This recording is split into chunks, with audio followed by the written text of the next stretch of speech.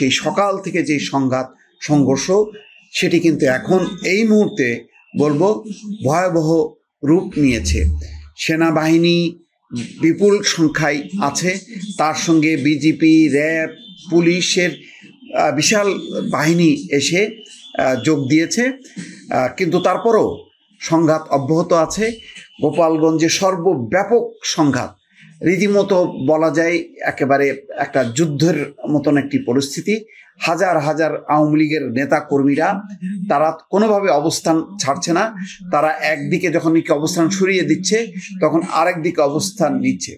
এই অবস্থায় দেশের রাজনৈতিক দলগুলো প্রতিক্রিয়া জানাতে শুরু করেছে। ইতিমধ্যে মির্জা ফখরুল ইসলাম আলমগীর এনসিপির শান্তিপূর্ণ কর্মসূচিতে এই ধরনের বর্বরচিত হামলার তীব্র নিন্দা করেছে। জামাতের আমির ডাক্তার শফিকুর রহমান তিনিও গভীর উদ্বেগ প্রকাশ করেছেন, নিন্দা প্রতিবাদ জানিয়েছেন, প্রশ্ন রেখেছেন গোপালগঞ্জে আসলে কি হচ্ছে। গোপালগঞ্জের এই যে একটি পরিস্থিতি, যেখানে এমন ছিল না যে এনসিপি সেখানে যে কোনো হামলা করেছে, কাউকে আক্রান্ত করেছে, তাদের সারা দেশব্যাপী যে কর্মসূচি হচ্ছে সেই কর্মসূচির অংশ ছিল আজকে তারা গোপালগঞ্জে করবে। গোপালগঞ্জ থেকে তারা মাদারীপুরে যাবে, তারপর হয়তো অন্যান্য জেলায় যাবে। এটা দেশব্যাপী তাদের একটা পদযাত্রা নতুন রাজনৈতিক দল হিসেবে। কিন্তু সেই রাজনৈতিক দলকে এমনভাবে টার্গেট করেছে যে বোঝাই যায় যে শেখ হাসিনার পতনে যে এনসিপির এই নেতাদের যে ভূমিকা ছিল সেই ভূমিকার কারণে তারা ক্ষুব্ধ, এবং সেই কারণে কোনো রকম উস্কানি ছাড়াই তাদের এনসিপি নেতারা গোপালগঞ্জে ঢোকার আগেই তারা প্রতিরোধ গড়ে তোলে, রাস্তায় রাস্তায় আগুন দেয়, গাছপালা ফেলে দেয় এবং পুলিশের গাড়ি পুড়িয়ে দেয়, ইউনোর গাড়িতে হামলা চালায়, একটা নজিরবিহীন তাণ্ডব। তারপরে সভা শুরু হওয়ার আগেই পৌর পার্কের সেই সভামঞ্চ ভেঙে দেয়। তারপরে তারা সভা করেছে এনসিপির নেতারা, কিন্তু সেখান থেকে তারা যেই আবার মাদারীপুরের দিকে রওনা হয় সেই পদযাত্রায় তাদের যেই গাড়ি বহরে সেখানে হামলা চালায়। এবং তারপরে পরিস্থিতি এমন যে তাদেরকে নিরাপত্তার জন্য পুলিশ সুপার কার্যালয়ে তারা আশ্রয় নেন। এই মুহূর্তে তারা সার্কিট হাউসে আছে এবং তাদের হামলাটা এমন ছিল যে হামলা করতে করতে তারা একেবারে এনসিপি নেতাদের উপর হামলা করবে সেই টার্গেট করে তারা চতুর্দিক একটা বেষ্টনী আরোপ করে এবং পুলিশ আপ্রাণভাবে চেষ্টা করেছে তাদেরকে ছত্রভঙ্গ করার জন্য, কিন্তু কোনোভাবেই তাদেরকে ছত্রভঙ্গ করা যায়নি। গুলি, টিয়ার গ্যাস চালিয়েও তাদেরকে সরানো যাচ্ছে না। এমন একটা পরিস্থিতিতে সেখানে সেনাবাহিনীর বড় দল যুক্ত হয়েছে, বিজিবির বড় দল যুক্ত হয়েছে এবং এখন পর্যন্ত আপনাদেরকে যখন কি আমি শুরু করলাম বললাম যে 5:54 এখন 4:58 আপনাদের সামনে যখন কথা বলছি এখনো পর্যন্ত আমার পাশেই যে টেলিভিশনে সেখানে মুহুর্মুহু টিয়ার গ্যাসের শব্দ, গুলির শব্দ পাওয়া যাচ্ছে এবং সাংবাদিকরা পর্যন্ত আতঙ্কিত হয়ে তারা যে লাইভগুলো করছে, বলা হচ্ছে, সাংবাদিকরা বলছে যে তাদেরকে টার্গেট করা হচ্ছে, যে তারা কোনোভাবেই চায় না যে তারা যেই আক্রমণগুলো করছে সেই আক্রমণের ছবি তারা ধারণ করতে পারে। এই জন্য তারা সাংবাদিকদেরকে লক্ষ্য করে, পুলিশকে লক্ষ্য করে তারা অব্যাহতভাবে ইট পাটকেল ছুটছে, দেশীয় অস্ত্র কোথাও কোথাও ব্যবহার করছে। এমন একটা নারকীয় একটা পরিস্থিতি তারা তৈরি করেছে।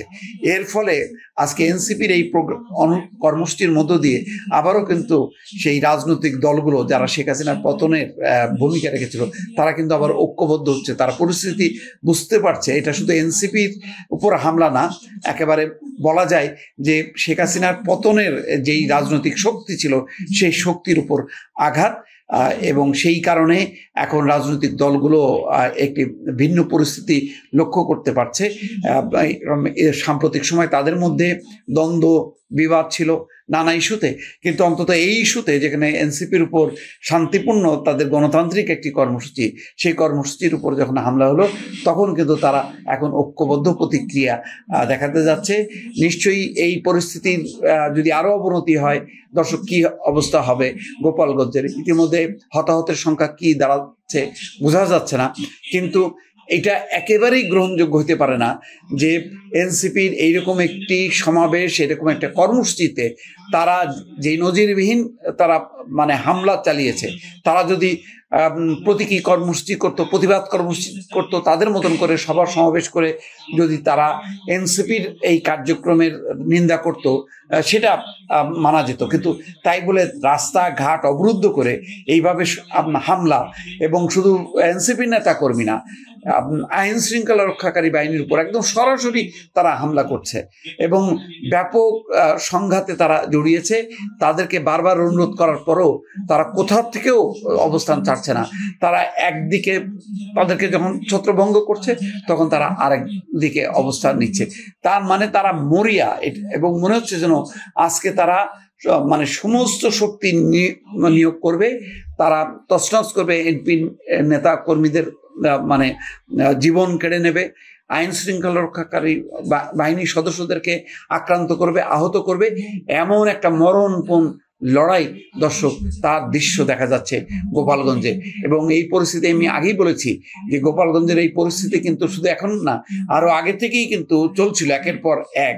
যেহেতু কোনো রাজনৈতিক দল সেখানে কোনো কর্মসূচি করছিল না, সুতরাং বোঝা যায়নি। কিন্তু যখনই যেই দল কর্মসূচি করতে গেছে, সেখানেই কিন্তু তারা হামলা চালিয়েছে।